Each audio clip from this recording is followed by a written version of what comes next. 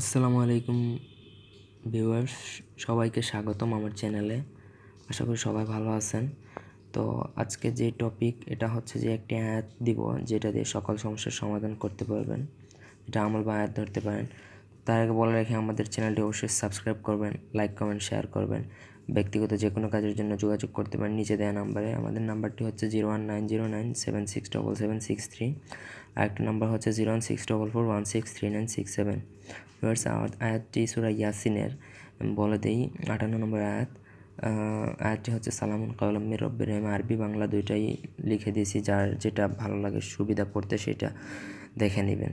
তো ভিউয়ার্স, সবাইকে আগে আরেকটা জিনিস বলে রাখি, যারা ইসলামে বিশ্বাসী, কোরআনের আমলের উপর বিশ্বাসী, তারাই এই কাজটা করবেন। আদারওয়াইজ কেউ এই কাজ করেন না, কারণ ভিতরের মধ্যে অস্ত্র আসিল খান্নাস নিয়ে যদি কাজ করেন জীবনেও কাজ হইব না, আর কোনো রেজাল্টও আসবে না। তখন আবার গালাগালি করবেন, আপনি ইসলামের প্রতি একটা ইসলাম ধর্মের প্রতি একটা বিরূপ প্রতিক্রিয়া জন্মায় যাবে, সেটা আমি অবশ্য চাই না।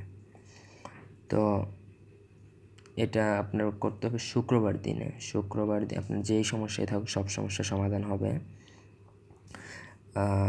তো এটা আপনার শুক্রবার দিনে নামাজ পড়ার পর আপনি প্রথমত দুরুদে ইব্রাহিম, যে আল্লাহুম্মা সাল্লি আলা মুহাম্মাদিন ওয়া আলা আলি মুহাম্মাদ কামা সাল্লাইতা আলা ইব্রাহিম ওয়া আলা আলি ইব্রাহিম ইন্নাকা হামিদুম মাজিদ, আল্লাহুম্মা বারিক আলা মুহাম্মাদিন ওয়া আলা আলি মুহাম্মাদ কামা বারাকতা আলা ইব্রাহিম ওয়া আলা আলি ইব্রাহিম ইন্নাকা হামিদুম মাজিদ।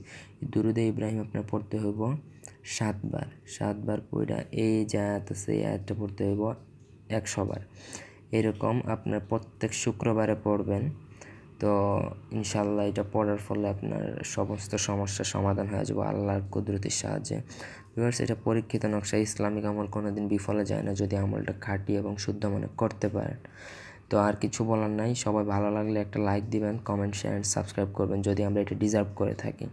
ভালো লাগলে লাইক কমেন্ট শেয়ার করবেন। তো অবশ্যই ব্যক্তিগত কাজে যোগাযোগও করতে পারেন।